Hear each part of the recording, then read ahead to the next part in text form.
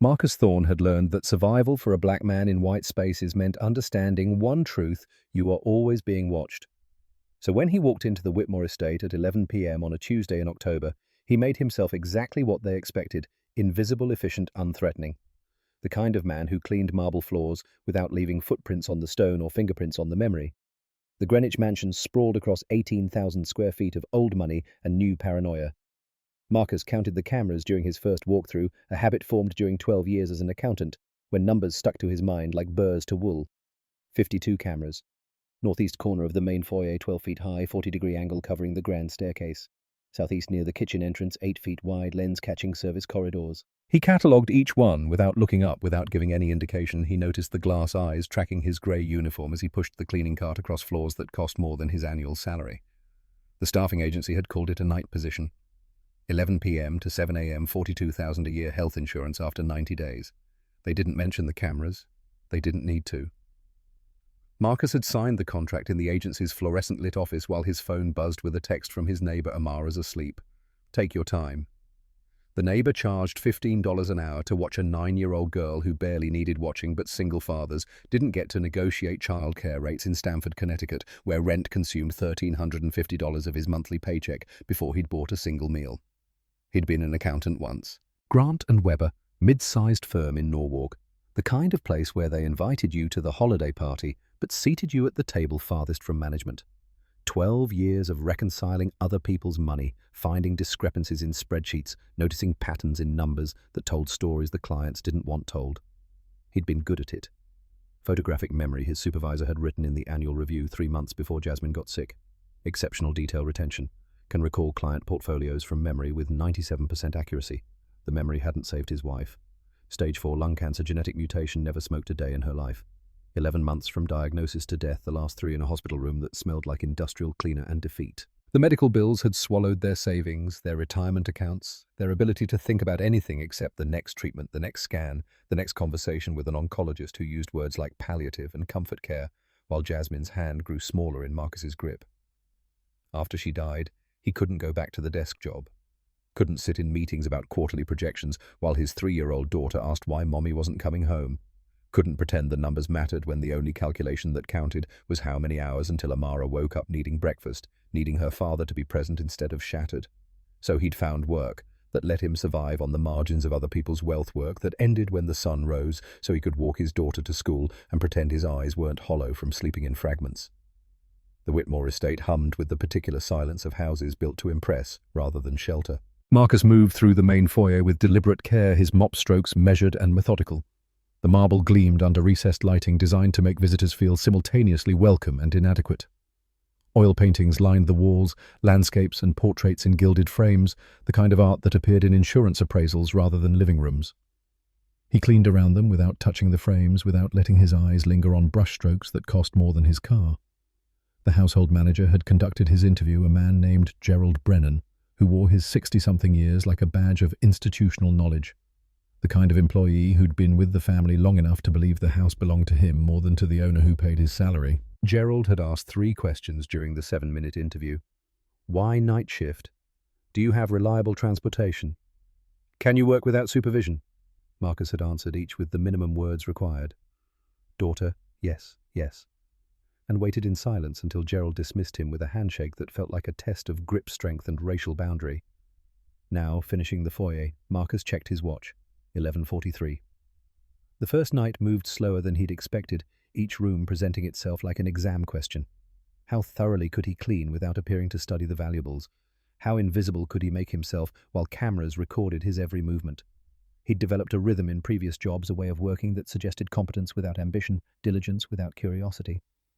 In America, a black man's job security often depended on what white people chose not to see. The kitchen gleamed with stainless steel and granite, a chef's paradise designed for caterers who arrived in vans and departed before the guests noticed them. Marcus cleaned the industrial refrigerator's exterior, polished the sink until his reflection disappeared in the shine-wiped-down counters that showed no evidence of recent use. The house felt museum-like, preserved rather than inhabited. He wondered who lived here, who chose to surround themselves with beauty so pristine it couldn't be touched. At 2:17 a.m., Marcus took his assigned break in the staff room, a windowless space furnished with a table, 4 chairs, and a coffee machine that looked unused. He ate the sandwich he'd packed at home, turkey and cheese on wheat bread. Same meal he'd eaten for 3 years because consistency meant one less decision in a life crowded with impossible choices. His phone showed a photo of Amara as the lock-screen, gap-toothed smile from 2 years ago when losing baby teeth felt like the worst thing that could happen to a 7-year-old girl. He thought about Rebecca Sullivan during the break, the way grief ambushed him in quiet moments when his mind had nothing to occupy it except memory. Rebecca had been a nurse at Fairfield County Medical Center 8 years ago, an ordinary woman with extraordinary kindness, someone who stayed late during her shift because dying patients shouldn't face the dark alone.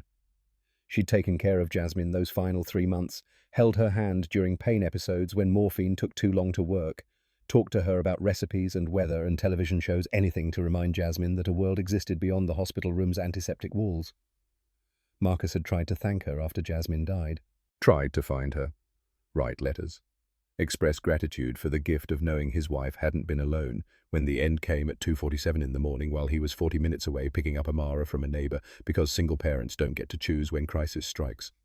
But Rebecca had transferred to another hospital, and his letters had gone unanswered, lost in the institutional shuffling of forwarding addresses and administrative changes. For 8 years, the thank you had lived in his chest like a stone he couldn't swallow and couldn't spit out. At 2:50 a.m., Marcus resumed cleaning. The East Wing corridor stretched ahead, long and shadowed, despite the recessed lighting. He wasn't assigned to this area. His route covered main floors and common spaces, but something pulled him forward. Call it curiosity or instinct, or the particular recklessness of exhaustion. He pushed the cart quietly across hardwood that didn't creak past closed doors that suggested bedrooms or studies or spaces meant for family rather than staff. The portrait stopped him. It hung in a gilded frame at the corridor's end, illuminated by a picture light that turned the painting into a beacon against the dark wood paneling. A woman in her early 60s, silver hair, kind eyes, the sort of face that made you want to confess your troubles because she looked like she'd understand. The nameplate read, Catherine Whitmore, 1962-2023. Marcus stood before the portrait, his cleaning cart forgotten, his breath catching on something he couldn't name. She looked like Rebecca.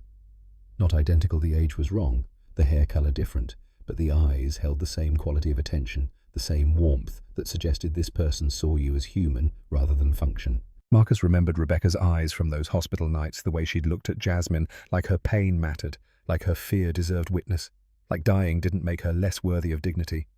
The words came without permission, a whisper to a painted stranger. Thank you.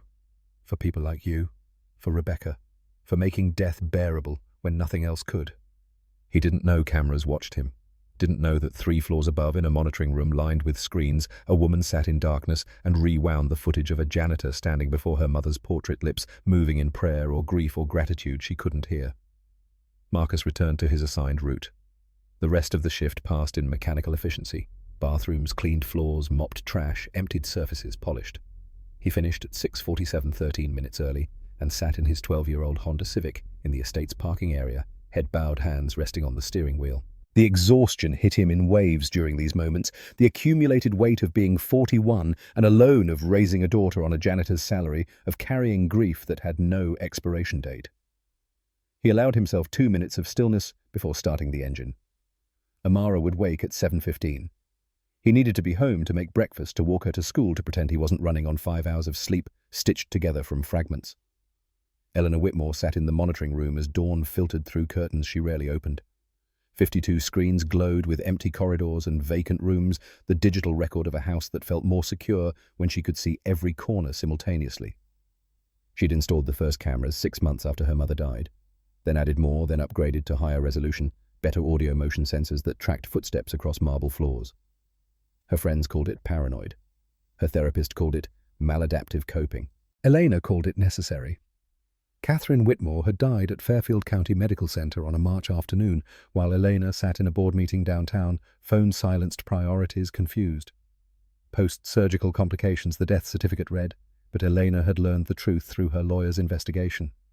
A nurse had raised concerns about medication dosage. The attending physician had dismissed the warning. Catherine had died because someone in a position of authority chose protocol over caution, chose ego over listening to the person who'd actually bothered to check the charts. If Elena had been paying attention, if she'd answered her phone, if she'd trusted her instinct that something felt wrong when her mother went in for what should have been routine surgery. If. The cameras couldn't stop the past, but they could document the present with enough clarity that she'd never again miss the moment when disaster announced itself. She rewound the footage to 2:53 a.m., watched Marcus Thorne stand before her mother's portrait for the fourth time in 4 nights. His lips moved words too quiet for even the enhanced microphones to capture. Eleanor had reviewed his background check twice since hiring him. 41, widower, single father to a 9-year-old daughter. Previous employment at Grant & Webber, senior accountant, left 3 years ago for reasons the reference wouldn't specify beyond family emergency. 3 years of maintenance and custodial work at various buildings, always night shift, always unremarkable performance reviews. Clean criminal record. No red flags except the question that nagged at Elena's accountant-trained brain. Why would someone with 12 years of accounting experience clean toilets for $42,000 a year? People didn't downgrade their lives without reason. Either Marcus Thorne was running from something, or hiding something, or broken by something too heavy to carry into daylight employment. Eleanor had learned that tragedy came in varieties, that some people responded to loss by building fortresses, while others tore down what remained of their lives and started over in the rubble. She made a note to review more footage to track his patterns, to understand why a janitor visited her mother's portrait each night like a pilgrim seeking absolution. Gerald Brennan arrived at the estate at 7:30, his morning routine unchanged in 6 years of managing the Whitmore household. He reviewed overnight security footage while drinking coffee in the kitchen, a habit formed when the previous owner had employed staff who thought empty houses meant unwatched opportunities. Most nights revealed nothing worth noting, cleaners cleaning guards guarding the mechanical function of maintenance. But this morning, reviewing the East Wing corridor, Gerald paused the playback at 2:53 a.m. Marcus Thorne, en route, standing before Mrs. Whitmore's portrait, talking to himself. Gerald rewound, watched again, forwarded to 2:58 when Thorne finally left. 5 minutes of unauthorized wandering. 5 minutes of behavior that Gerald's 30 years in household management recognized as the first sign of someone who thought rules applied to other people. He'd opposed hiring Thorne from the beginning, though he'd phrased his concerns carefully during the staffing meeting. We don't know him. 3-year gap in professional employment raises questions. References from custodial work, not his accounting background. Gerald had learned to code his objections in language that sounded like due diligence rather than prejudice, though the truth lived somewhere in the space between his words. He believed in order. He believed people had places. He believed that a man who'd been an accountant and ended up pushing a mop had made choices that suggested unreliability. Mrs. Whitmore had approved the hire anyway, her decision-making clouded by grief and the particular inertia that came with having so much money you stopped caring about the small details. But Gerald cared. The small details protected the large investment. The small details prevented the kind of catastrophe that happened when you stopped paying attention. He compiled the footage into a file labeled Thorne, concerning behavior, and saved it to the shared server where Mrs. Whitmore reviewed household reports. Then he sent a text. Morning report ready for your review. Several items require your attention. Marcus picked up Amara from their neighbor's apartment at 7:45, her backpack already packed, her lunch already made, because Barbara charged extra for breakfast. Amara sat quietly during the drive to their own apartment 3 blocks away. Her silence, the kind that came from being 9 and learning that talking about feelings made adults uncomfortable. Their apartment occupied the 2nd floor of a converted house in Stamford's East Side, the kind of neighborhood where working families pretended they weren't one paycheck from eviction. 2 bedrooms, 1 bathroom, a kitchen barely large enough for the table Marcus had bought at Goodwill. The rent was supposed to be affordable housing, but affordable meant different things depending on whether you were the landlord or the tenant. Amara dropped her backpack by the door, went to her room without being asked. Marcus made scrambled eggs and toast, the breakfast routine they'd developed after Jasmine died, and he'd had to learn cooking from YouTube videos watched at 3 a.m. while Amara slept. She emerged when he called her wearing the same expression she'd worn since kindergarten, when another child asked where her mother was, and she'd learned that dead wasn't an answer people wanted to hear. They ate in silence, broken only by the scrape of forks on plates. Marcus wanted to ask about school, about friends, about whether she was happy or just surviving, but the questions felt too large for a weekday morning when he had 4 hours to sleep before picking her up at 3:30. She spoke first, her voice careful. Dad, can I ask you something? Always, baby. Why do you work at night? So I can make you breakfast and take you to school. So I can be here when you need me. But you're tired. I see you. The observation cut deeper than she knew. 9-year-olds weren't supposed to track their parents' exhaustion, weren't supposed to carry the weight of adult awareness. Marcus set down his fork, met her eyes across the chipped laminate table. "I'm okay, Amara. I promise." "Are we poor?" The question hung between them like smoke. Marcus chose his words carefully, aware that honesty and reassurance made uneasy partners. "We have what we need. Emma at school said you clean toilets for rich people. I keep buildings safe and clean. That's honest work. Don't ever be ashamed of honest work. But Emma's dad is a lawyer. Her mum doesn't work. They have a big house, and we have each other. That's bigger." Amara studied him with eyes too old for her face, then nodded and returned to her eggs.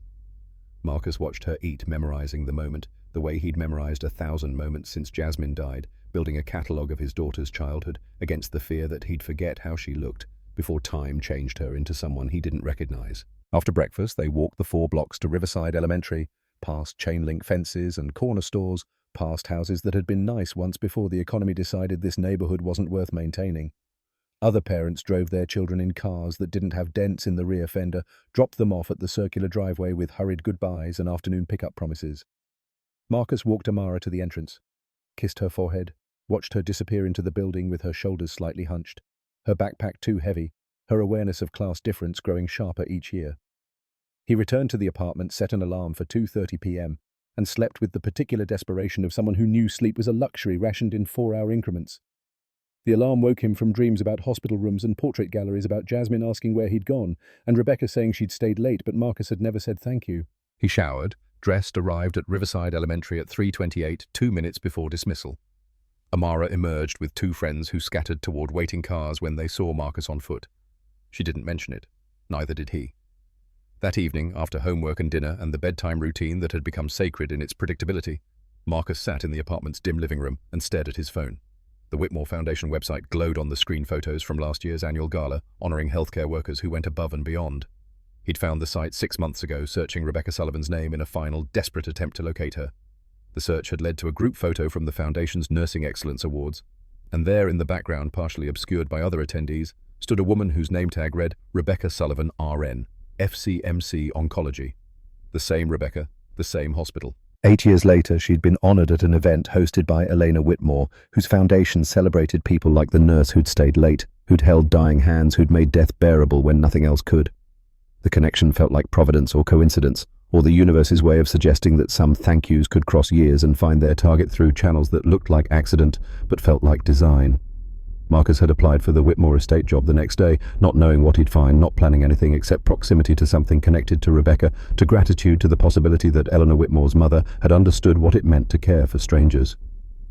At 10:30 p.m., he tucked Amara into bed, kissed her forehead, whispered the same words he'd whispered every night since Jasmine died.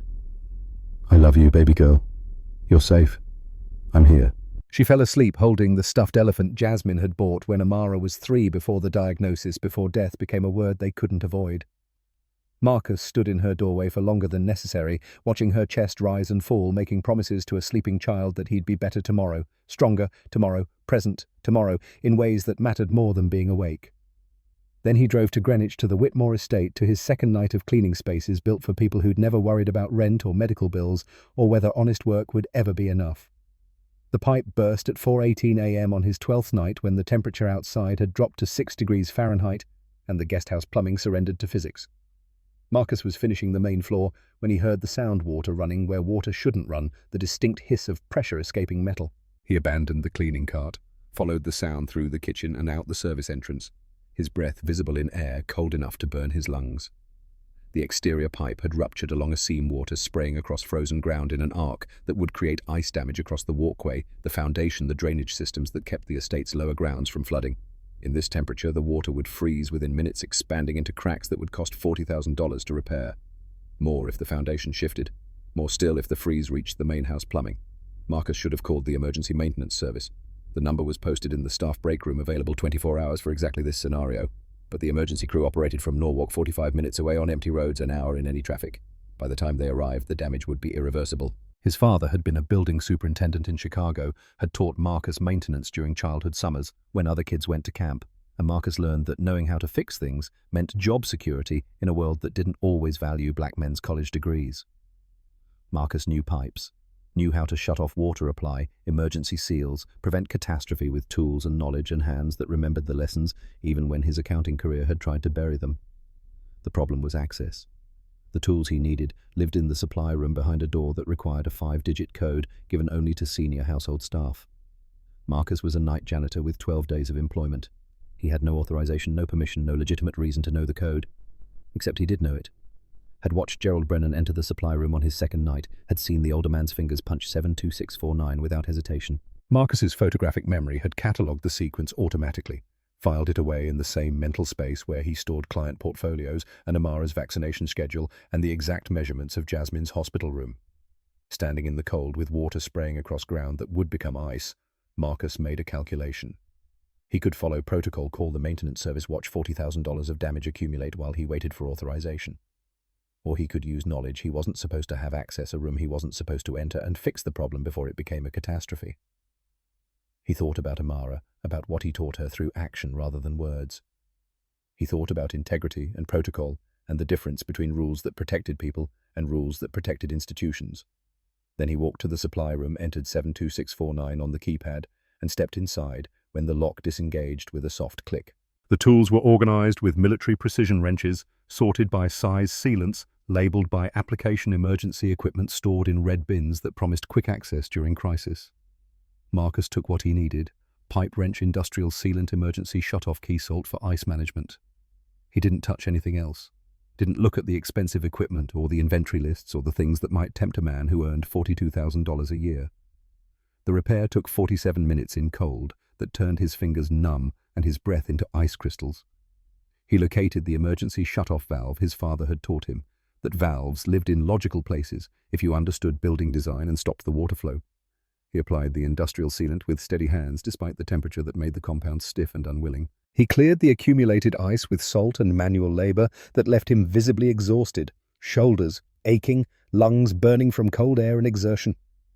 When he finished, Marcus stood looking at the repair, his hands shaking from cold and adrenaline and the awareness of what he'd just done. He'd violated protocol, accessed restricted areas, used codes he shouldn't have known. Any of those infractions could cost him his job, could end the fragile stability he'd built for Amara, could prove Gerald Brennan's suspicions correct. But the pipe was fixed. The foundation was saved. The estate was protected from damage that would have taken months to repair. He whispered to the frozen night, his voice too quiet for microphones or witnesses or anyone except himself. Some things have to be done right, even when no one's watching, even when they'll never know. He returned the tools to their exact positions in the supply room, cleaned the floor where his boots had tracked snow, restored everything to the state he'd found it. Then he resumed his normal route as though nothing had happened, mopped the floors he was supposed to mop, emptied the trash he was supposed to empty, finished his shift at 6:53, and drove home with his secret intact. Except it wasn't a secret. Elena Whitmore had watched the entire 47 minutes from her monitoring room, had seen Marcus enter the supply room without authorization, had tracked his movements across cameras that covered every angle of the guest house exterior. She sat in darkness at 7 a.m., rewinding the footage for the 6th time, watching a janitor save $40,000 of her property with skills he wasn't supposed to have and tools he wasn't supposed to access. Gerald Brennan arrived at 7:30, reviewed the overnight footage, and saw what Elena had seen. But where Elena saw competence and initiative, Gerald saw violation and threat. He compiled the video into a file, added it to his growing folder of concerning behavior, and sent another text to Mrs. Whitmore urgent. Need to discuss Mr. Thorne immediately. Elena stood in the monitoring room staring at frozen frames of Marcus's face as he'd looked at the repaired pipe, exhausted and freezing and utterly unaware that his moment of private integrity had been recorded from 3 angles in high definition. She could fire him. Should fire him according to every protocol and policy that governed household management. He'd accessed restricted areas, violated security procedures, demonstrated exactly the kind of initiative that looked like trust building before it became theft. But she'd also watched him work for 47 minutes in sub-zero temperatures to save her property when he could have called someone else, collected his salary, and let the emergency crew handle the damage. She'd watched him return the tools to their exact positions, clean his tracks, expect nothing in return. She'd watched a man choose what was right over what was safe, choose competence over protocol, choose to do good work even when he believed no one would ever know. She thought about her mother, about Catherine's death at the hands of people who'd chosen protocol over the nurse's warning, who'd valued procedure over patients, who'd followed rules instead of listening to the person who'd actually bothered to check. She thought about cameras and surveillance and the difference between watching and seeing, between recording and understanding. Then she made a decision that would change everything. At 1 p.m, Eleanor called Marcus's cell phone. He answered on the third ring, his voice careful in the way of employees who know that calls from owners rarely bring good news. She didn't waste time on pleasantries. "Mr. Thorne, I need to see you. Tonight, before your shift begins." "My study, 10:30 p.m. There was a pause. The sound of breathing. The calculation of a man trying to assess threat level from tone alone. "Yes, ma'am," he said. "I'll be there." Eleanor ended the call and returned to the monitoring room, where 52 screens showed empty corridors and vacant rooms and cameras that recorded everything except the truth about people's hearts. Marcus spent the hours before the meeting in a state of controlled panic, the kind that made his hands steady while his mind spiraled through scenarios. He dropped Amara at school with a kiss to her forehead and a promise to be home for dinner, then drove to the public library in Stamford, where he sat in the parking lot and stared at his phone. The text from his neighbor confirmed babysitting for tonight, $15 an hour, payment due in cash. He had $63 in his wallet and $412 in his checking account until Friday's direct deposit. The math worked if he didn't buy groceries until the weekend.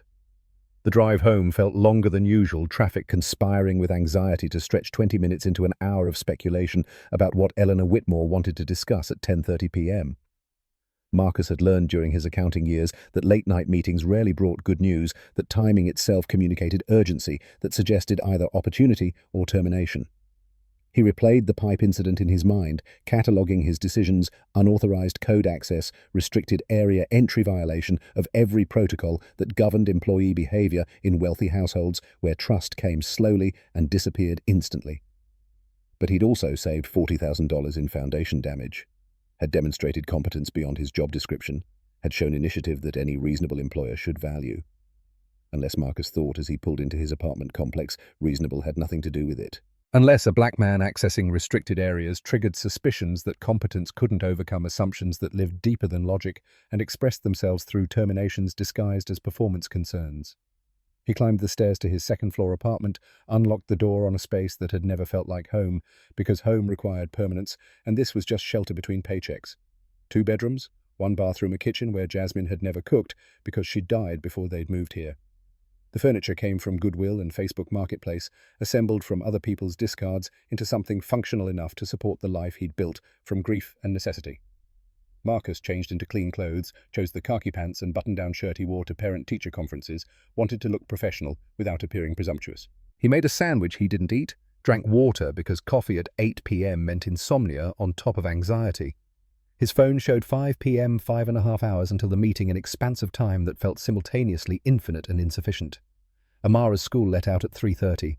Marcus picked her up with manufactured cheerfulness, listened to her describe a math problem she'd solved and a classmate who'd shared lunch, and the careful navigation of childhood friendships in spaces where economic difference announced itself through branded backpacks and vacation stories.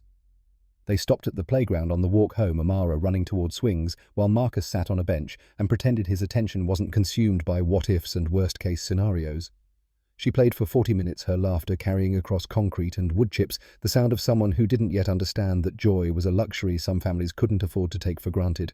Marcus memorized the moment, the way he'd memorized 1,000 moments since Jasmine died, storing details against future loss, building a catalogue of his daughter's childhood in case circumstance took him away before she was ready. Homework happened at the kitchen table, math problems and vocabulary words, Amara's concentration absolute in the way of children who'd learned that education mattered more when parents couldn't afford to buy success. Marcus helped when she asked, provided guidance without answers, taught her that struggle built understanding better than ease. By 7 p.m. they'd finished shared dinner pasta with jarred sauce, the affordable staple that had sustained them through years when variety meant choosing between grocery store brands. Bath time, story time, bedtime. The rituals that structured their evenings, that provided stability in a life where Marcus's work schedule and Amara's need for routine existed in constant negotiation. He read her 2 chapters from a library book about scientists who discovered patterns in nature, her favorite kind of story because it suggested the world operated on rules that could be learned and understood. She fell asleep, holding her elephant, the stuffed animal Jasmine had bought when Amara was 3, before cancer had transformed their family from complete to fractured. Marcus stood in her doorway, watching her breathe, making promises to a sleeping child that tomorrow he'd still have the job that paid for this apartment and her school supplies and the future he was trying to build from minimum wage and overtime hours. The neighbor arrived at 10, a woman in her 50s who'd raised 3 kids and understood single parenthood as survival rather than lifestyle choice. Marcus paid her $25 in cash, $15 for babysitting, plus $10 for the last-minute notice money he'd budgeted for Amara's field trip, but would somehow replace before the permission slip was due. 10:30 p.m. arrived with the inevitability of foreclosure notices and medical bills. Marcus parked in the estate's employee area, walked through the service entrance, climbed the back stairs to the second floor where he'd never been authorized to go. Elena Whitmore's study occupied the northwest corner, its double doors closed but not locked. He knocked twice, heard her voice inviting him inside, and stepped into a room that felt like a command center disguised as an office. 3 monitors dominated the desk, each split into quadrants showing different camera feeds. The walls held bookshelves and filing cabinets and a painting of a seascape that probably cost more than Marcus would earn in 5 years. Elena sat behind the desk in a cream sweater and jeans, her dark hair pulled back, her expression unreadable in the monitor glow. She gestured to the chair across from her. "Mr. Thorne, sit. We have things to discuss." He sat, keeping his hands visible on his knees, his posture respectful but not servile. The monitors showed empty corridors and the main foyer and the east wing, where Catherine's portrait hung in its frame. Marcus recognized the camera angles from his nightly routes, understood he was seeing the house through the same eyes that had been watching him for 12 nights. Eleanor turned one monitor toward him, pressed play on footage time-stamped 4:18 a.m. Marcus watched himself run toward the guest house, assess the burst pipe, disappear into the supply room. Watched himself work in the cold for 47 minutes, return the tools, walk away, expecting anonymity. The video quality was sharp enough to show the tremor in his hands from cold, the exhaustion in his shoulders, the moment he'd whispered to the night about doing things right. She stopped. The playback. Studied his face with the same attention he'd given spreadsheets when discrepancies told stories clients wanted hidden. "You accessed a restricted area without authorization. Used a code you weren't given, violated multiple security protocols. Give me one reason I shouldn't fire you right now." Marcus met her eyes, chose honesty over excuse. "Because I saved you $40,000 in foundation damage. Because the emergency crew was an hour away, and the freeze would have caused structural problems you'd still be repairing in March. Because I know buildings and my father taught me that sometimes protocol matters less than preventing disaster." Elena leaned back, fingers steepled beneath her chin. "How did you get the code? I saw Mr. Brennan enter it. Second night I worked here. I remember numbers. Accountant habit. You remembered a 5-digit code after seeing it once. I remember most things I see. Client portfolios, phone numbers, the license plate of the car that cut me off 6 months ago. My brain stores information whether I want it to or not." She clicked to different footage, this one showing Marcus at Catherine's portrait, his lips moving in conversation with paint and canvas. "And this, every night, for 12 nights. Explain." Marcus felt the weight of the question, understood that his answer would determine whether he kept the job that fed his daughter and paid the rent on their small apartment. He could lie, manufacture a safe explanation, protect himself with the same caution that had kept him employed in spaces where black men were always one mistake from dismissal. Or he could tell the truth and hope that honesty counted for something in a world where it usually didn't. "Your mother's portrait reminds me of someone, a nurse named Rebecca Sullivan. 8 years ago she took care of my wife at Fairfield County Medical Center. Stage 4 lung cancer, 3 months inpatient. Most nurses did their jobs. Rebecca did more." He told her about Jasmine's last months, about the hospital room that became their world, about Rebecca staying after her shift to hold a dying woman's hand and talk about weather and recipes and television shows that existed in the universe beyond pain. Told her about the night he'd had to leave because Amara needed picking up from a neighbor and single fathers didn't get to choose between their dying wives and their living children. Told her about the phone call at 2:47 a.m. Rebecca's voice saying Jasmine wasn't alone, wasn't afraid, had sent her love to Marcus and Amara with her last coherent breath. "I tried to find Rebecca afterward. Thank her. Tell her what her kindness meant. She'd transferred hospitals. My letters never reached her. For 8 years I carried this thank you that had nowhere to go."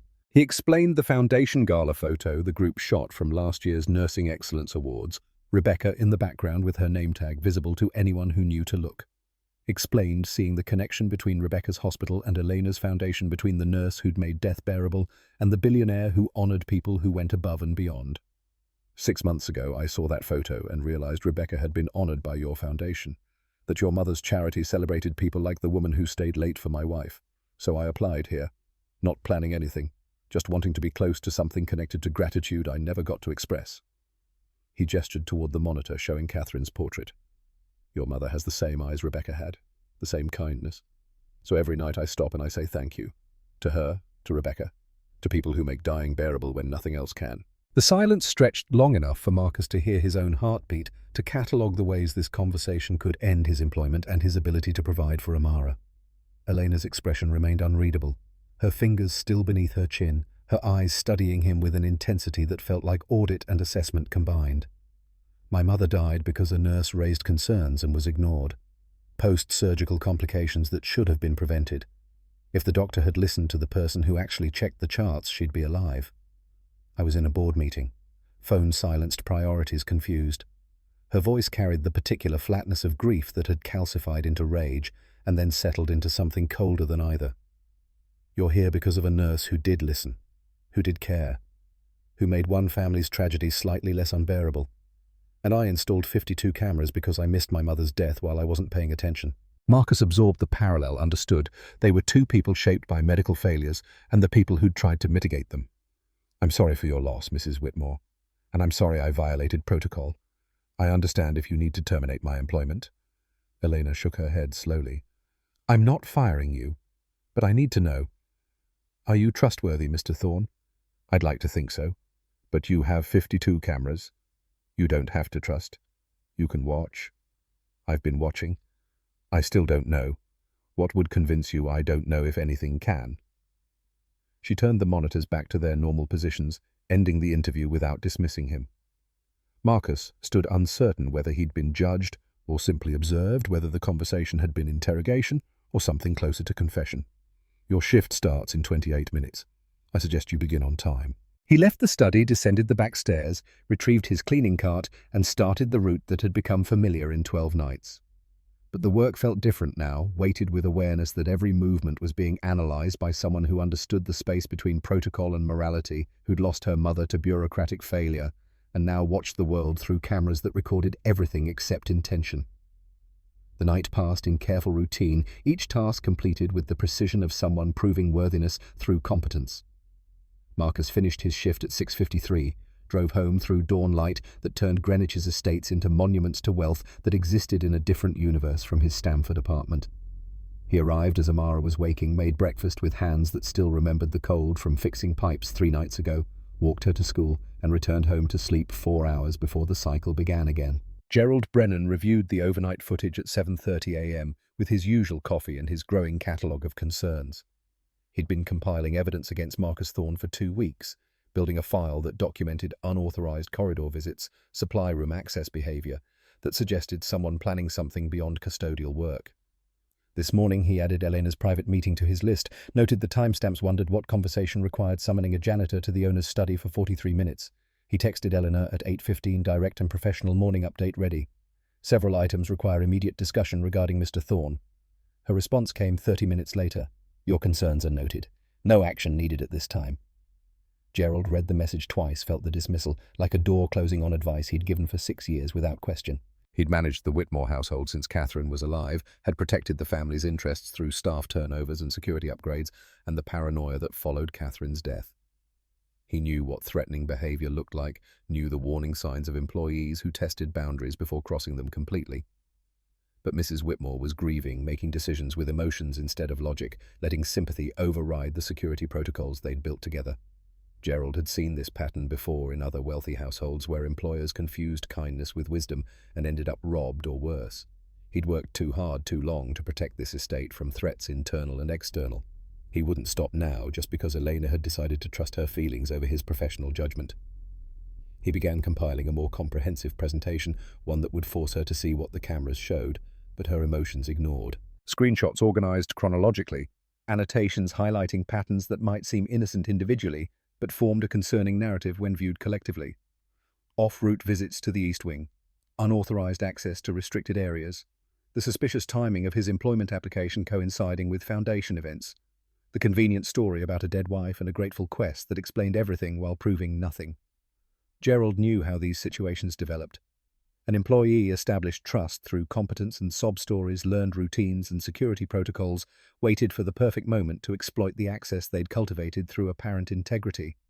Marcus Thorne was too smart to be just a janitor, too qualified to accept minimum wage without ulterior motives. The man had been an accountant, understood financial systems, knew exactly what information lived in estate offices and foundation records. The dead wife story was probably true. Those details were too easy to verify, but that didn't mean Thorne's intentions were innocent. 3 days passed in careful routine.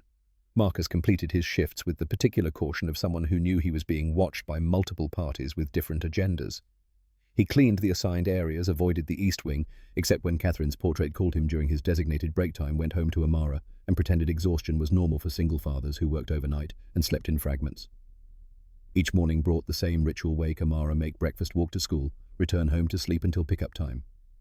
Each afternoon meant homework help and dinner preparation, and the evening routine that culminated in bedtime stories and promises that tomorrow would be better, even when Marcus wasn't sure he believed it himself. The job at the Whitmore estate paid better than previous custodial work, offered benefits he couldn't afford to lose, represented the closest thing to stability he'd achieved since Jasmine's death, had demolished their financial foundation along with their family structure. On Saturday, his usual babysitter called with bad news, delivered apologetically. Family emergency, can't watch Amara tonight, so sorry for the short notice. Marcus scrolled through his contact list, looking for alternatives that didn't exist. His neighbor charged $20 for weekend nights and had mentioned plans to visit her sister in New Haven. The backup sitter he'd used once had moved to Massachusetts. The after-school program was closed. Single parenthood meant juggling solutions until the balls fell and you had to choose between catching your child or your paycheck. He called the staffing agency at 4 p.m., explained the situation, heard the response he'd expected delivered in the sympathetic but firm tone of people who enforced policies without making them 3-day notice required for schedule changes. Tonight counts as voluntary absence, may affect your probationary status. We understand family situations, but clients expect reliability. Marcus ended the call, stared at his phone, calculated how many voluntary absences would trigger termination and how many weeks he could survive unemployed before eviction became inevitable. The math worked out to 0 tolerance and 0 weeks, which meant he needed a solution that didn't involve missing tonight's shift.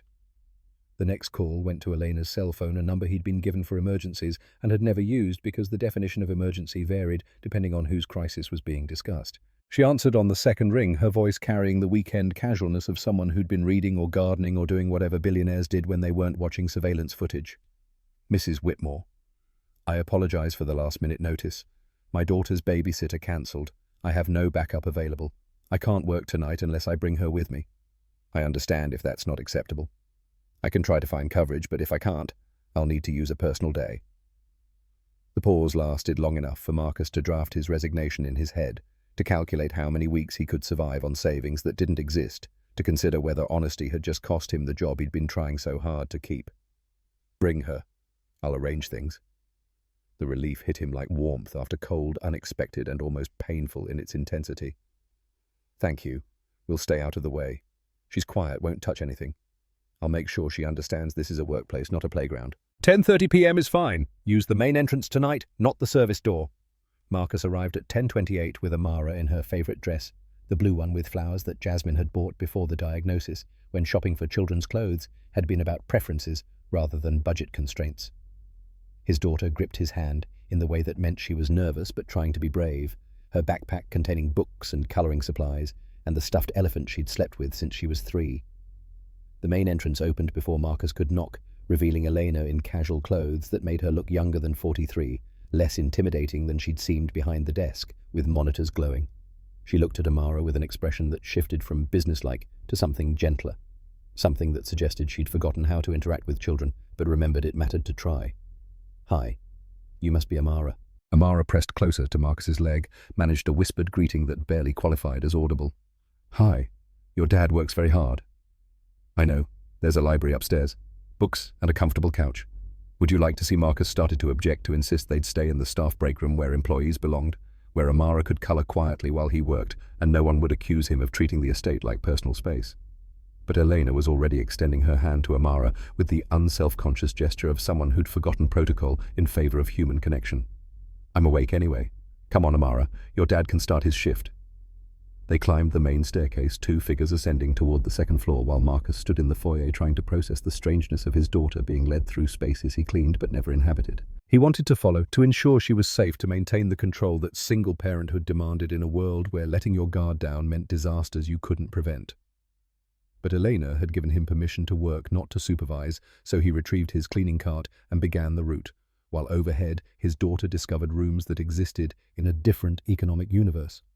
The library occupied the southwest corner, its walls lined with first editions and leather-bound volumes that Elena had inherited from her mother and rarely read anymore. The furniture had been chosen for comfort rather than display deep chairs, soft lighting windows that overlooked gardens designed by landscape architects who charged more for consultations than most people earned in months. Amara stood in the doorway with wide eyes, taking in more books than she'd seen outside the public library, more wealth concentrated in one room than existed in her entire apartment building. "I've never seen so many. Do you like reading?" "Yes. Dad reads to me every night, even when he's tired, even when he falls asleep in the middle of chapters, and I have to wake him up to finish the story." Eleanor felt something catch in her chest, the way simple statements sometimes carried weight that philosophical observations couldn't touch. She'd been watching Marcus through cameras, analyzing his behavior for signs of threat or deception. But she'd never considered what his life looked like from his daughter's perspective, a father so exhausted he fell asleep mid-sentence, but still showed up every night because the ritual mattered more than his comfort. What does he read? Everything. "Last week we read about butterflies. Did you know monarchs migrate 3,000 miles? They go from Canada to Mexico, following paths their parents flew, even though they've never been there before. Dad says it's like memory without knowing you're remembering. I didn't know that." Amara noticed a photograph on a shelf near the window, a silver frame containing two women, one young and one older, both smiling at the camera with the ease of people who belong together without effort.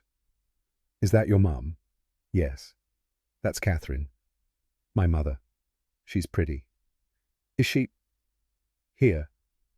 Eleanor sat in the leather chair near the bookshelf, gestured for Amara to join her on the ottoman. The girl settled like a bird on a branch, ready to fly if the moment turned threatening, staying because curiosity outweighed caution. "No. She passed away. 18 months ago." Amara's face showed the recognition of someone who understood loss in vocabulary beyond her years, who'd learned that death was a permanent absence that adults tried to soften with euphemisms, but children experienced as void. "My mum died too, when I was little. I was 3. I don't remember her very much anymore. Just pieces. The way she smelled like vanilla, how she sang when she cooked." "Dad says that's okay, that love doesn't need memory to be real. I'm sorry. 3 is too young to lose a mother. I miss her. But Dad says she's still with us. In memories, and in how she loved us, and in the things she taught Dad that he teaches me. He says people don't really leave as long as someone remembers them." Elena absorbed the wisdom delivered in a 9-year-old's matter-of-fact tone, recognized the comfort philosophy that Marcus had developed to help his daughter make sense of loss that shouldn't happen to children. "Your dad sounds very wise. He cries sometimes. At night. He thinks I don't hear. But I do. Our apartment is small and walls are thin, and sometimes I wake up and hear him in the living room. He doesn't make noise or anything. But I can tell from how quiet it gets that he's crying the way people cry when they don't want anyone to know." The confession arrived without warning, delivered in the matter-of-fact tone children used when speaking truths adults learn to hide. Eleanor felt the observation settle in her stomach like a stone, recognized the parallel between a 41-year-old man weeping in darkness and a 43-year-old woman watching cameras at 3 a.m. because sleeping meant dreaming, and dreams brought the dead back to life in ways that hurt worse than their absence. "Do you cry?" "Yes. I cry about my mother. About missing her. About all the conversations we'll never have. That's okay. Dad says crying means you loved someone. That if you don't cry, it means you didn't care. He says Mommy would want us to cry sometimes because it proves she mattered." They sat in silence while that wisdom filled the space between them, while Eleanor reconsidered everything she'd assumed about the man who cleaned her floors and grieved at her mother's portrait. She'd been watching him as a potential threat, analyzing his movements for evidence of deception, building a case for suspicion from behavior that could equally suggest loss and loyalty, and the particular courage of showing up every day despite carrying grief that would have broken weaker people. "Can I ask something?" Yes. Why do you have so many cameras? The question arrived with such innocent curiosity that Eleanor almost laughed. 9-year-olds didn't understand surveillance as protection or paranoia as coping mechanism. They just wanted to know why adults made the choices that shaped their worlds. To stay safe. To make sure nothing bad happens without me knowing about it. From what? What are you scared of? Eleanor considered how to explain fear to a child who'd already experienced the worst thing that could happen, losing a parent, and survived it with more grace than most adults managed. From bad things happening. From missing important moments. From not being there when people need me. Did bad things happen before? Is that why you're scared now? Yes. My mother died while I was at work. I wasn't paying attention. If I had been watching more carefully, maybe I would have known something was wrong. Maybe I could have prevented it. Amara absorbed this with the seriousness of someone too young to dismiss fear but old enough to recognize it when adults tried to hide it behind reasonable explanations. Cameras can't stop bad things. They just record them. That's what Dad says. He says cameras show what happened, but people decide what it means. Eleanor stared at the child, felt the observation land with the force of revelation. All her surveillance equipment, all her monitoring and recording and watching, none of it prevented Catherine's death or caught the medical error before it killed someone she loved. The cameras documented tragedy, but couldn't prevent it, showed her what she'd missed, but couldn't restore what was lost. That's very perceptive. Your dad is right about many things. Amara smiled with the gap-toothed pride of children whose parents were their heroes despite human limitations. He tries really hard. Sometimes he gets things wrong, but he always shows up. That's what matters most, he says. Not being perfect, just being present. The girl picked up a book from the nearby table, a collection of nature photography showing butterflies and birds and landscapes untouched by human intervention. She settled into the couch with the comfortable ease of someone who lived in books, when reality proved insufficient, when the world outside required more resilience than a 9-year-old should need. Elena watched her read for several minutes, noticed how Amara's shoulders relaxed as she turned pages, how her expression shifted from nervous visitor to absorbed reader. Then Elena descended to her study, where monitors showed Marcus cleaning the dining room with the same methodical care he'd shown for 2 weeks, his movements efficient and unremarkable, his face showing exhaustion that cameras recorded but couldn't alleviate. She'd been watching him as a suspect, analyzing his actions for evidence of threat or deception, or the warning signs that preceded betrayal. But Amara's presence in the library recontextualized everything. Marcus wasn't just a janitor with suspicious behavior. He was a father who read bedtime stories despite exhaustion, who cried in darkness when he thought no one could hear, who taught his daughter that presence mattered more than perfection and love outlasted memory. At 3 a.m., Marcus climbed to the library to check on Amara, his shift nearly complete, his worry about her safety, finally overriding the boundaries he'd been trying to maintain. She'd fallen asleep on the couch, her book still open on her chest, her elephant clutched in one hand with the fierce grip of children who held onto comfort objects like lifelines. Someone had covered her with a cashmere throw that probably cost more than Marcus's monthly rent, tucked it around her shoulders, with the practiced care of someone who remembered what sleeping children needed. Eleanor sat in the leather chair with a book of her own reading by lamplight in companionable silence with a sleeping child she'd met 4 hours ago. I'm sorry. She shouldn't have fallen asleep here. I should have checked on her sooner. She's remarkable. Smart, perceptive kind. You're raising her well. She's everything I have, everything that matters. She said you cry at night, when you think she can't hear. Marcus felt his face heat with embarrassment, the particular shame of having his grief witnessed and reported by the person he was trying to protect from the full weight of his sorrow. She's not supposed to hear that. I try to wait until she's asleep, until I'm sure she won't know. Grief doesn't have a schedule, Mr. Thorne. It comes when it comes. You can't control it any more than I can control missing my mother. No, you can't. Eleanor closed her book, set it aside with the careful attention of someone who'd been taught that first editions deserved respect. She gave Marcus her full attention in the same way she'd given it during their first conversation in the study, the same intensity she applied to surveillance footage when she was searching for answers cameras couldn't provide. I've been watching you for 2 weeks. Cameras. Every night. Every movement. I know. I counted them the first night.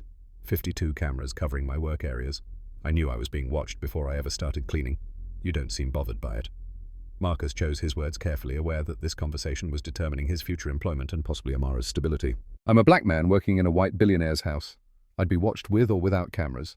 At least with cameras there's a record, documentation that protects both of us. You get to verify I'm not stealing. I get evidence I did my job correctly if someone decides to accuse me anyway. The statement landed with the weight of experience Marcus had learned to carry silently, the awareness that surveillance meant different things depending on which side of the lens you occupied. Elena had never considered that cameras could be protective for the person being watched, that documentation could serve as alibi against accusations that came without evidence, but arrived with racial assumptions built into their foundation. You watch to feel safe. I'm watched whether I want it or not. Different reasons. Same outcome. We're both trying to control things we can't control. You with cameras, me with caution. Do you resent it? Being watched constantly? No. I understand fear. After Jasmine died, I was terrified. Every small thing felt like disaster waiting. Amara's cough that lasted too long. School bus running late. Stranger at the playground who looked at her wrong. I couldn't control death, but I could control everything else. Or I tried to. Eleanor recognized herself in the description, saw her 52 cameras reflected in Marcus's attempt to manage unmanageable grief through vigilance that exhausted without protecting. Did it work? Could you control enough to feel safe? No. Just made me exhausted. Made Amara anxious. She started asking if I was okay, checking on me instead of me checking on her. 9-year-old worried about her parent. That's backwards. That's when I realized I had to change or I'd break both of us. What changed, I realized? I can't protect her from everything. Can't prevent every bad thing. Can't watch her closely enough to guarantee safety. But I can teach her we're strong enough to handle hard things when they come. Can show her that love means presence, not perfection. Can prove that we survive together even when we're scared. Eleanor looked at the monitors on her desk, visible from the library doorway, their screens showing empty corridors and vacant rooms and spaces she controlled without inhabiting. I installed cameras because my mother died while I wasn't watching. Hospital error. Nurse warned them about medication dosage. Attending physician dismissed her concerns. Mum died because someone in authority chose protocol over caution. I was at work. Phone silenced. Board meeting that felt important. Missed the call from the hospital. Missed everything that mattered. You couldn't have known. Medical errors happen despite families paying attention. That's the problem. I should have known. Should have been watching more carefully. Should have insisted on being there instead of assuming everything would be fine. You can't watch everyone every second. That's not living. That's just surveillance. The distinction cut through Elena's defenses like the clean strike of an accountant finding the error that explained everything. She'd been surveilling life instead of living it, documenting moments instead of experiencing them, building evidence of existence without actually existing in the spaces she monitored. They sat together in the library with Amara, sleeping between them, two grieving people who'd chosen different strategies for managing loss, and arrived at the same exhausted realization that control was an illusion that consumed more than it protected. The following Monday, Gerald Brennan cornered Eleanor in her study with printouts and presentation files and the formal tone he used when wielding institutional knowledge against poor judgment. I've compiled 3 weeks of concerning behavior regarding Mr. Thorne. It's time to terminate his employment before this situation escalates beyond our ability to manage it safely. His evidence included screenshots of Marcus in the East Wing timestamps of the supply room access, still frames from the library showing Amara asleep on the couch. Gerald had annotated each image with observations about protocol violations and security risks, and the dangerous precedent of allowing employees to blur professional boundaries. Unauthorized code access. Off-route visits to areas outside his responsibilities. Suspicious pattern of behavior that suggests planning rather than coincidence. Now, his daughter sleeping in your library, which violates every household policy we've established regarding employee family members on premises. I gave permission for his daughter. His babysitter cancelled. He asked rather than lying or missing his shift. Gerald's expression tightened with the particular frustration of advisors whose counsel gets dismissed by people who should know better, which raises questions about judgment, Mrs. Whitmore. I understand he has a sympathetic story. Dead wife, single father, struggling financially. But we cannot let sympathy override security protocols. Your mother trusted hospital staff, trusted they knew best and would protect her interests. They were wrong. They failed her. If Mr. Thorne is wrong, if this apparent integrity is cover for something worse, you'll ask yourself the same question: why didn't I see it coming? The manipulation was expert targeting Eleanor's trauma with precision that came from 6 years of understanding exactly which wounds hurt deepest. Gerald had been Catherine's household manager before becoming Eleanor's, had witnessed the grief and guilt that followed the medical error, knew how to weaponize Eleanor's fear of missing what mattered. What specifically do you suggest terminate immediately? Tonight. Severance package equivalent to 2 weeks' pay. Clean break with no opportunity for retaliation or claims of wrongful termination. I'll handle the paperwork. You don't even need to be present for the conversation. Let me think about this. Give me 24 hours. Gerald leaned forward, his voice dropping to the confidential tone of someone sharing wisdom accumulated through decades of service. Every hour he remains employed is a risk, Mrs. Whitmore. I've managed households for 30 years, worked with dozens of families, hundreds of employees. I know what threatening behavior looks like. This man is too smart to be just a janitor, too qualified to accept this wage without ulterior motives. People like that have agendas that don't reveal themselves until damage is done. The phrase hung in the air. People like that coded language that suggested race without saying it, that implied threat through association rather than evidence. But this time Elena heard it clearly, recognized the prejudice disguised as professional concern, saw Gerald's recommendations for what they were, fear dressed up as wisdom, bias masquerading as caution. Thank you for your diligence, Gerald. But I've reviewed the same footage you have. I see competence, not conspiracy. Initiative, not threat. A man trying to do good work while managing circumstances that would have broken someone weaker. I've decided Marcus stays. His face registered shock that shifted quickly to barely concealed anger, the affronted expression of someone whose authority had just been challenged by a person he'd been trying to protect. This is a mistake, a serious mistake that you'll regret when something goes wrong. It's my mistake to make. This is my household, my decision. Your concerns are noted, but my answer is final. And when something happens, when he takes advantage of your trust. When you discover too late that I was right, then I'll handle the consequences. But I won't fire someone for being competent while black. I won't punish integrity because it makes you uncomfortable. You're dismissed, Gerald.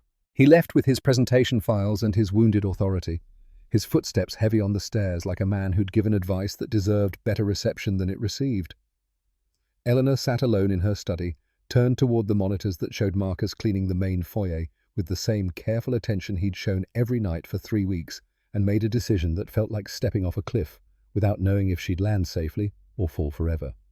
She would stop watching and start seeing, would recognize the difference between surveillance and trust, between documentation and faith, between controlling what she could record and accepting what she couldn't prevent. The cameras had shown her Marcus's actions but couldn't reveal his character. They'd documented his movements but couldn't measure his integrity. They'd recorded his behavior but couldn't capture the man who cried at night when he thought his daughter couldn't hear, who taught butterflies and migration and memory to a 9-year-old who'd lost her mother too young. 2 days later, Elena sat in her study long after Marcus's shift had ended, the monitors dark for the first time in 18 months. She'd turned them off deliberately, chosen to exist without documentation, accepted that safety couldn't be purchased through surveillance, no matter how many cameras she installed or how many hours she spent watching recordings of empty rooms. She thought about Rebecca Sullivan, about the nurse who'd made Jasmine's death bearable through simple acts of presence. About Marcus's 8-year search for someone to thank his nightly vigil at Catherine's portrait, his gratitude that had nowhere to go until he'd seen a foundation gala photo and recognized a connection between the kindness he'd received and the charity Eleanor had built. She opened her laptop, navigated to the foundation database, began the search that would take days or weeks but mattered more than efficiency. Rebecca Sullivan had transferred from Fairfield County Medical Center to somewhere in the Boston area. The trail would be in employment records, nursing registries, professional databases that Elena's foundation connections could access with enough patience and determination. She would find Rebecca Sullivan, would reunite Marcus with the woman whose compassion had transformed his wife's dying into something bearable, would create the opportunity for gratitude delayed 8 years to finally reach its intended recipient, would prove that some connections mattered more than surveillance, that some stories deserved completion, despite the cameras that recorded everything except the moments that actually counted. But tomorrow... Tonight she sat in darkness with her monitors off and her cameras recording rooms she wouldn't review, allowing herself to imagine what trust looked like when you chose it deliberately, instead of defaulting to surveillance. The kind of safety that came from connection instead of control, from faith, instead of documentation, from believing that people were who they claimed to be until evidence proved otherwise. The kind her mother would have recognized as worth the risk, even when risk meant accepting what you couldn't prevent or control or watch into submission. The kind that required courage cameras couldn't capture and surveillance couldn't verify, but that mattered more than any documentation could prove. 3 nights after Elena's decision to keep Marcus employed, despite Gerald's objections, the household manager made his final play. He'd spent 6 years protecting the Whitmore estate from threats real and imagined, and he wasn't prepared to watch everything unravel because grief had clouded his employer's judgment. At 2:14 a.m. on a Wednesday, Gerald entered the maintenance room while Marcus was on his scheduled break, removed Catherine's emerald bracelet from the locked drawer in Elena's study where it had sat untouched since the funeral. and placed it carefully inside the cleaning supply cabinet where any reasonable person would conclude a janitor had hidden stolen property. He photographed the bracelet with his phone, documenting the evidence he'd created, then left the maintenance area and returned to his own quarters to wait for morning when he'd discover the theft and force Eleanor to confront what her cameras had been warning her about for weeks. The bracelet was worth $30,000 insured, but irreplaceable, a family heirloom Catherine had worn at her own mother's funeral. Its disappearance would devastate Elena, and its discovery in Marcus Thorne's workspace would prove Gerald had been right about the janitor all along. But Marcus returned from his break 8 minutes early, his internal clock adjusted to maximize efficiency and minimize time away from tasks that needed completing. He entered the maintenance room, noticed immediately that something felt wrong, a scent in the air that didn't belong, a sense of displacement too subtle for most people to detect, but glaring to someone whose survival had depended on recognizing when spaces had been violated. He opened the cleaning supply cabinet to retrieve floor polish and found the emerald bracelet sitting on top of the industrial cleaner, its gold setting catching light that made the green stones glow like accusations. Marcus's first instinct was panic, the kind that came from understanding exactly how this appeared and exactly what consequences would follow for a black man found with a white billionaire's jewelry in his possession. His second instinct was calculation, the accountant's brain that had made him valuable before grief and medical bills had stripped away his professional credibility. Someone had planted this. The only question was who and why and how to prove his innocence before the accusation became conviction. He pulled out his phone, photographed the bracelet from 3 angles, checked the timestamp to document exactly when he'd found it, then called Elena's cell number, despite the hour, and despite knowing that waking a billionaire at 2:29 a.m. ranked among the worst decisions an employee could make. She answered with the groggy confusion of someone who'd finally managed to sleep and resented the interruption.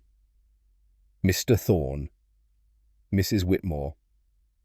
I apologize for calling, but I need you to see something, now, before anyone else. It's urgent. The desperation in his voice must have penetrated her sleep, because her response came sharp and alert. Where are you, maintenance room? Ground floor. Please hurry. She arrived 7 minutes later wearing a bathrobe over pajamas, her hair uncombed, her expression shifting from annoyance to confusion when she saw Marcus standing beside the open supply cabinet with his hands visible and his phone displaying photographs of Catherine's bracelet. That's my mother's bracelet. How did it get here? I found it 3 minutes ago. Exactly where I photographed it. I've never seen it before tonight. I called you immediately because I knew how this would look, and I need you to believe I didn't take it. Eleanor stared at the bracelet, at Marcus, at the supply cabinet that should have contained cleaning products and nothing else. Her face showed the calculation of someone trained to analyze financial discrepancies, someone who'd built a fortune by recognizing when numbers told stories that contradicted official narratives. Someone put it here. Someone who wanted me to find it and assume you were stealing. Yes, ma'am. Someone who wanted you to fire me. Someone who's been building a case against me since I started working here. She pulled out her own phone, opened the security app that gave her access to every camera feed in real time and historical playback. Her fingers moved across the screen with the practiced speed of someone who'd spent 18 months watching surveillance footage, scrubbing backward through timestamps until she found what she needed. 2:14 a.m. There, Gerald entering the maintenance room. They watched the playback together, saw Gerald's careful placement of the bracelet, saw him photograph it with his phone, saw him leave with the satisfied expression of someone who'd just solved a problem through means he considered justified. Elena's face hardened into something colder than anger, something that looked like betrayal, calcified into decision. She forwarded the video to her email, saved a backup copy to 3 different cloud services, then turned to Marcus with an expression that suggested she was seeing him clearly for the first time since he'd started working for her. You called me instead of running. You documented everything instead of hiding. You trusted the cameras to show the truth instead of assuming they'd be used against you.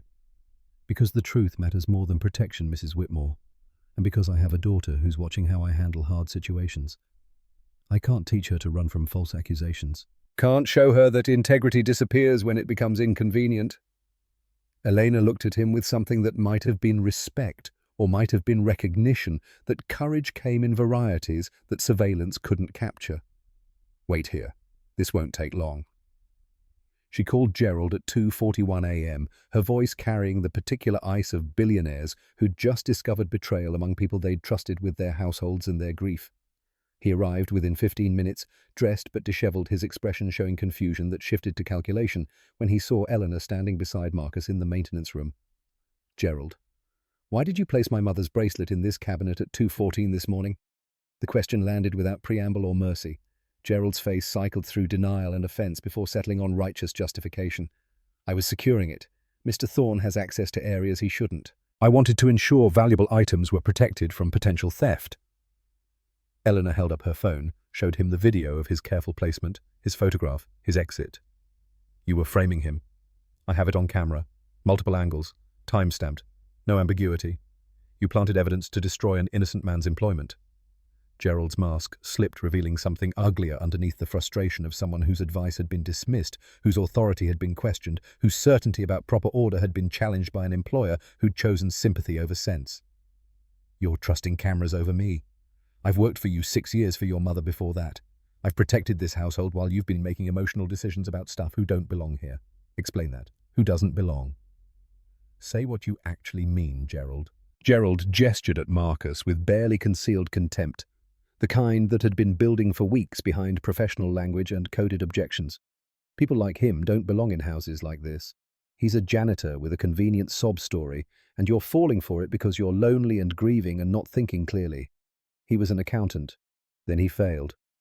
He has a sad tale about his dead wife, and suddenly you're inviting his daughter into your library and treating him like family instead of hired help. This is about maintaining standards, about protecting you from making mistakes that could cost you everything. The racism finally arrived, explicit and undeniable, stripped of the coded language Gerald had used for weeks, exposed by stress and anger into its naked truth. Your mother trusted the wrong people and died because of it. Don't make the same error. Don't let this man's race make you overlook obvious warning signs because you're afraid of appearing prejudiced. Eleanor's voice dropped to the dangerous quiet of someone who'd just heard enough to make a permanent decision. My mother died because doctors ignored a nurse's warning, because people in authority dismissed someone who was trying to help. You just tried to destroy an innocent man's life because you decided he didn't belong in a space you think you control. You're fired. Leave now. Gerald stared at her face, flushing with rage and humiliation, and the particular outrage of someone who believed they'd been protecting rather than betraying. You'll regret this. When something happens, when he takes advantage of your misplaced trust, you'll remember I tried to warn you. I tried to protect you from your own poor judgment. The only thing I regret is not seeing you clearly sooner. You have 1 hour to collect your personal belongings and leave the property. I'll have security escort you to ensure nothing else goes missing. She called the night security guard arranged. The escort watched Gerald leave with his dignity in shreds and his certainty shattered. Then she turned to Marcus, who'd stood silent through the confrontation, witnessing his own defense without participating in it. I apologize. For him. For not seeing what he was doing. For letting my fear make me blind to the difference between caution and prejudice. You have nothing to apologize for, Mrs. Whitmore. You believed the evidence instead of assumptions. That's more than most people would have done. More than I expected, honestly. Eleanor looked at the emerald bracelet still sitting in the supply cabinet, her mother's jewelry that Gerald had weaponized against an innocent man because he couldn't accept that integrity mattered more than race or employment status or his personal ideas about proper order. Will you help me return this to where it belongs?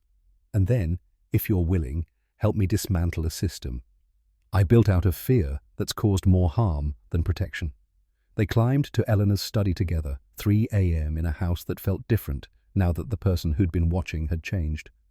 Marcus waited in the doorway while Eleanor placed the bracelet back in the locked drawer, then turned to face him with an expression that suggested she was about to make decisions that 18 months of grief and paranoia would finally allow. I've been sitting in this room for hours most nights, watching monitors. 52 cameras showing me empty corridors and vacant rooms and spaces I control without living in them. She gestured at the screens that currently displayed the maintenance room, the East Wing corridor, the library where Amara had slept days ago. I thought surveillance would keep me safe, thought if I watched everything I could prevent bad things from happening. But the cameras didn't stop my mother from dying, didn't warn me before Gerald planted evidence, didn't tell me you were trustworthy, just showed me you did good work. The difference between those things is everything. What do you want to do? I want to take them down. Most of them. Keep exterior security, the cameras that actually prevent crime, instead of just documenting my paranoia. But not the interior ones. Not the ones in staff areas where people deserve privacy. Not the ones that make this house feel like a prison I've built around myself. I'll help. If you want. I want. They started that same morning after Marcus's shift ended, but before he needed to go home for Amara. Elena had printouts of the camera layout, architectural drawings that showed placement and wiring, and the infrastructure that had turned her home into a surveillance center. They worked methodically. Marcus, using the ladder from the supply room. Elena cataloguing each camera as it came down, serial number, location, installation date, the reasons she'd placed it there in the first place. Camera 18 covered the staff break room. Marcus stood on the ladder disconnecting wires while Elena held the base steady. No one should be watched while eating lunch, while taking a break from work that's already exhausting without adding the stress of constant observation. I was afraid they'd steal food, supplies, the small things that add up over time and months and years. Most people just wanted to rest without feeling judged, wanted 15 minutes where they could be human instead of employee. The camera came free. Marcus handed it down. Elena placed it in the box they'd labelled for storage. Camera 23 watched the East Wing corridor where he'd visited Catherine's portrait every night for 3 weeks. This one caught you talking to my mother. Caught me watching you talk to her. Neither of us knowing the other was grieving the same way. Did it bother you, seeing me there every night at first? Then I realized you were doing what I was doing, just with different rituals, different ways of saying goodbye to people who left too soon. Camera 31 had documented Gerald's evidence, planting the only surveillance that had mattered in the end. Marcus removed it with particular care, handed it to Elena like evidence in a trial that had already reached its verdict. This one showed the truth when it counted. Only because I chose to look at what it was actually showing instead of what I expected to see. Cameras are just tools. They don't interpret themselves. People decide what images mean. They worked through dawn and into morning, removing cameras from bedrooms and bathrooms and corridors, keeping only the ones that covered genuine security concerns, exterior perimeters, main entrance, the climate-controlled storage where Catherine's art collection required protection from temperature fluctuation and actual thieves. 52 cameras became 16 surveillance, became security, paranoia transformed into reasonable caution. At 8:30 a.m. they finished standing in Elena's study, surrounded by boxes of dismantled equipment. Marcus looked exhausted in the way people did after night shifts extended into morning, but his expression showed something like satisfaction mixed with relief. How do you feel? Terrified and free. Those shouldn't go together, but they do. Like stepping off a cliff and discovering I can fly, or at least that falling doesn't kill you immediately. That's called being alive instead of just existing. That's what my daughter would say anyway. She's wiser than both of us combined. 6 months transformed the Whitmore estate from museum into something approaching home. Marcus accepted Elena's offer to become Director of Household Operations at $82,000 a year, with benefits that included health insurance and education assistance, and the kind of job security that let him sleep more than 5 hours at a stretch. His first act was establishing a scholarship fund for all household staff children, not just Amara, 7 kids total, whose parents worked as groundskeepers and cooks and maintenance staff and deserved the same opportunities wealthy families took for granted. His second act was implementing family emergency policies that meant no one had to choose between their job and their child's illness, between their paycheck and their parents' surgery, between stability and crisis. People worked better when they weren't terrified, he'd told Elena during the policy review. Loyalty came from being treated like humans instead of functions, from knowing that employers cared about their lives beyond the hours they clocked.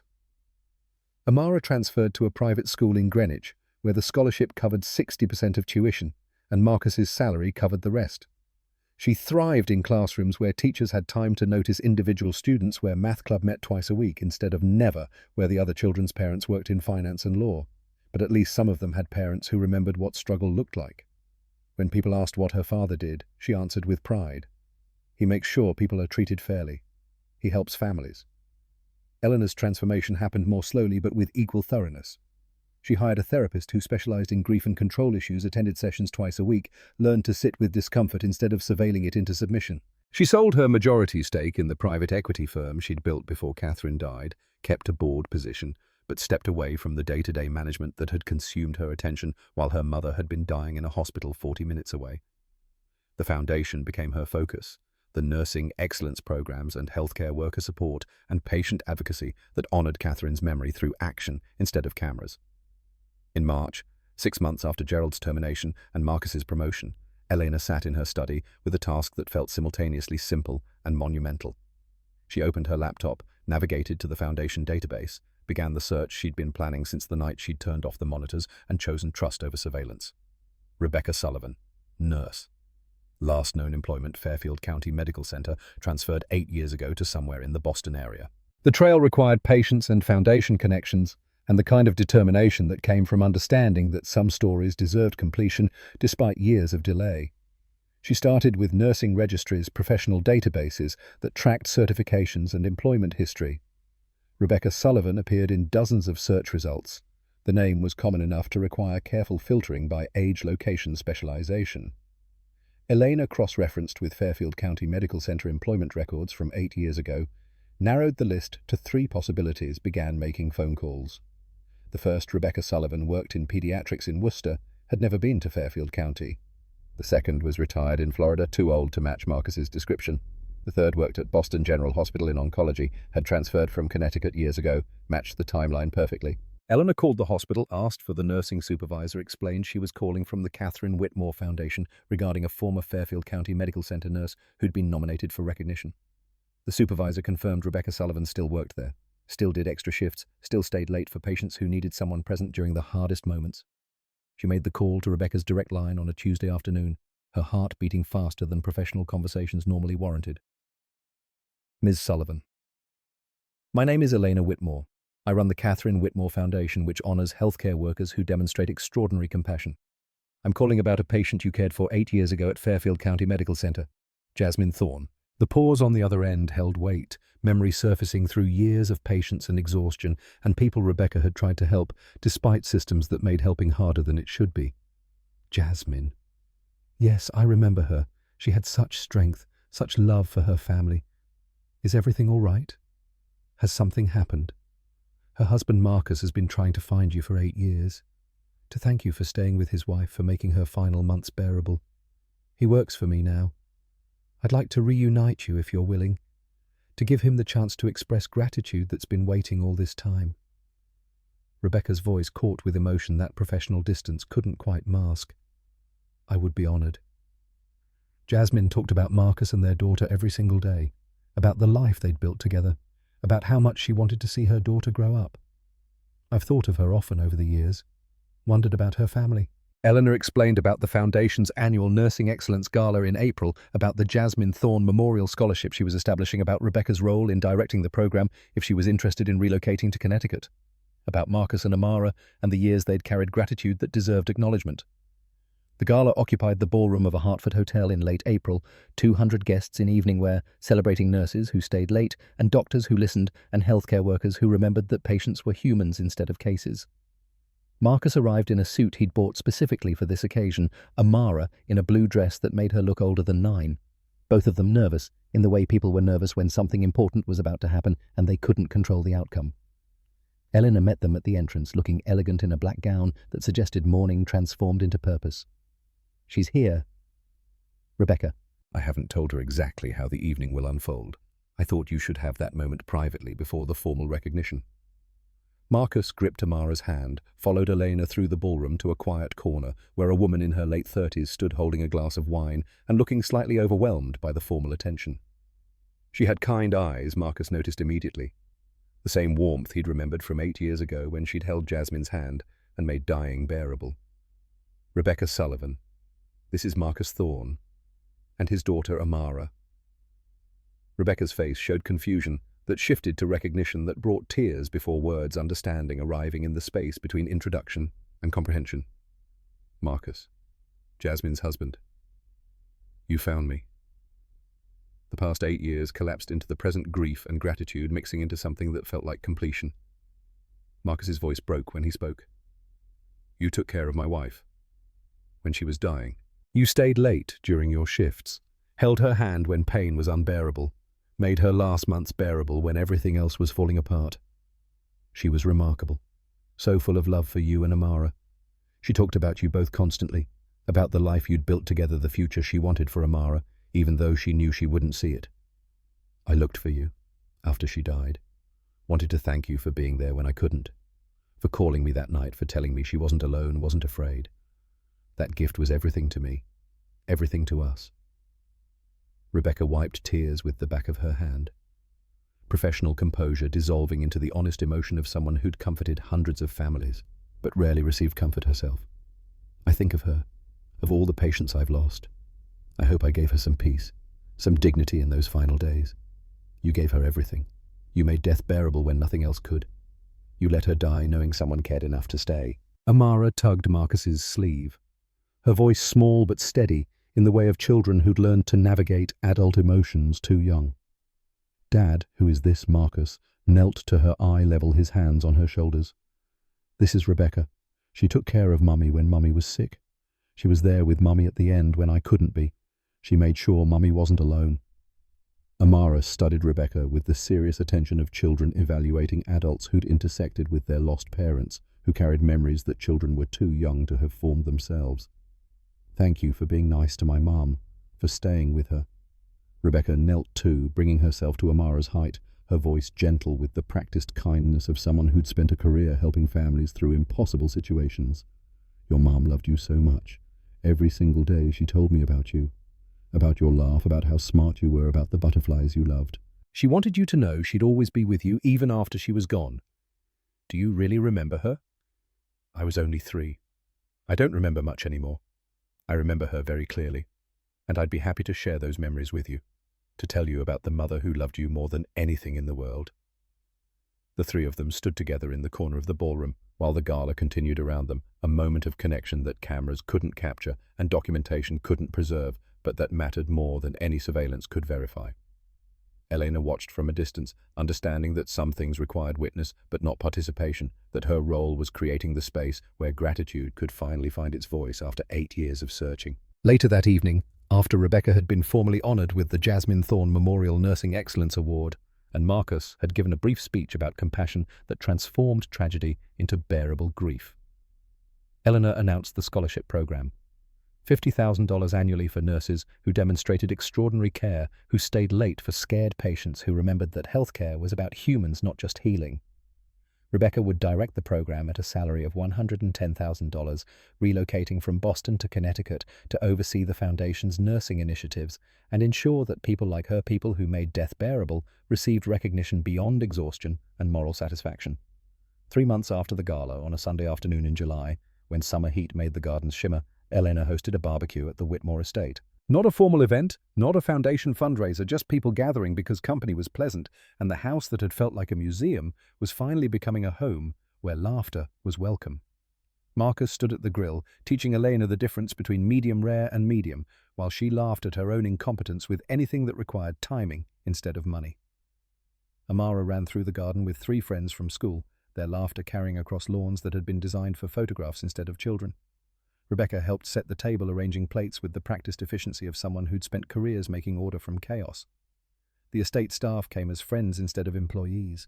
The head gardener who'd worked for Catherine, the chef, who still couldn't believe Elena ate takeout most nights, the housekeeper who remembered the surveillance months as a time when the house felt haunted by someone living. They ate together without hierarchy, without the careful distance that separated employers from employed, without cameras documenting every interaction. Mid-afternoon, Amara approached Elena with the combination of curiosity and mischief that 9-year-olds wore when they wanted to know things adults tried to hide. Ms. Elena, Dad told me you used to have cameras everywhere. Can I see them? Like a museum of watching. Eleanor looked at Marcus, who shrugged with the expression of parents who'd learned that children's questions deserved honest answers, even when honesty was complicated. Sure. Let me show you something about being afraid and learning not to be. They walked to the storage shed at the garden's edge, opened the door on boxes of dismantled surveillance equipment, gathering dust in the summer heat. 36 cameras that had once formed a web of watchfulness now sat in storage, their lenses dark, their recordings stopped their purpose, obsolete. Why'd you need so many, I was afraid. Thought if I watched everything I could stop bad things from happening. Thought surveillance meant safety. Did it work? No. It just meant I was watching instead of living, recording instead of experiencing, controlling instead of trusting. Amara examined a camera with the same attention she gave butterflies in the garden, turning it over, studying its construction with the scientific curiosity of someone who wanted to understand how things worked. My teacher says you can't control everything. You can only control how you react. Dad says the same thing, that we're strong enough to handle hard things together. Your teacher and your dad are both very wise. That's exactly what I had to learn. That cameras show what happened, but people decide what it means. That trust matters more than surveillance. They returned the camera to its box, closed. The shed walked back toward the garden where people were eating and talking and existing together without documentation. A monarch butterfly landed on Amara's shoulder, its orange and black wings vivid against her blue dress. Everyone stopped talking, watched the moment unfold with the reverence people gave to beauty that wouldn't last. Amara stood perfectly still, barely breathing, her eyes wide with wonder and awareness that the butterfly would fly if she moved wrong. The butterfly stayed for nearly a minute, wings opening and closing in the rhythm of something alive and present and utterly indifferent to being watched or documented or controlled. Then it flew away, disappearing into flowers and leaves and spaces where cameras couldn't follow. Did everyone see? Yes, sweetheart. We all saw. It was beautiful. And now it's a memory. That's better than a photograph, Dad says. Because memories are alive and photographs are just frozen. She ran back to her friends, leaving the adults to their conversations and their comfortable silence, and the particular peace that came from choosing presence over documentation. Eleanor and Marcus sat on the porch steps, watching the garden fill with golden light of late afternoon. The Whitmore estate spread around them 18,000 square feet that felt smaller now that people actually lived in it, instead of just maintaining its perfection. Thank you, Marcus, for being honest when it was dangerous, for showing me what trust looks like when you choose it deliberately. Thank you for listening, for choosing what's right over what's safe, for giving Amara and me a chance when most people wouldn't have. Rebecca joined them on the steps, her wine glass empty, her expression content in the way people looked when they'd found purpose that aligned with values. This is lovely. All of it. The scholarship, the foundation work, this gathering. Catherine would have loved it, would have recognized herself in the kindness you're building. Elena felt the familiar ache of missing her mother, but it felt different now, softer, more like memory than wound. She would have seen all of you clearly from the beginning, would have known Marcus was trustworthy, would have recognized Rebecca's compassion, would have understood that cameras couldn't protect her from death, but connection could make life worth living. They sat together watching fireflies begin their evening dance, watching Amara and her friends run through grass that had been manicured for photographs, but now held actual footprints and laughter and the evidence of children who weren't afraid to leave marks on perfection. Eleanor thought about the monitoring room upstairs, now repurposed as a reading space, with comfortable chairs and windows that let in natural light instead of the glow from screens showing empty corridors. Thought about the 16 cameras that remained, all pointing outward at genuine security concerns instead of inward at people who deserved privacy and trust. Thought about her mother's portrait in the East Wing, no longer watched by lenses, but visited sometimes when Elena needed to remember that kindness mattered more than control. Tomorrow, Marcus would present new staff development initiatives to the household team. Rebecca would launch the mentorship program, pairing experienced nurses with new graduates who needed guidance navigating systems that prioritized efficiency over compassion. Amara would bring her math club to study butterfly migration patterns in the garden, turning the estate's beauty into education instead of just decoration. And Elena would simply be present for all of it, not watching through screens but seeing with eyes that had finally learned the difference. The fireflies danced in darkness that cameras had once tried to illuminate and control, making their own light through chemistry and instinct and the particular magic of things that lived without needing documentation or permission or surveillance to validate their existence. She'd spent 18 months building a fortress of cameras against a world that had taken her mother. But in the end, what had saved her wasn't watching everything. It was choosing to see the one thing that mattered, that integrity, love, and the quiet courage of doing right when no one's watching could only be witnessed by hearts brave enough to trust what cameras could never capture.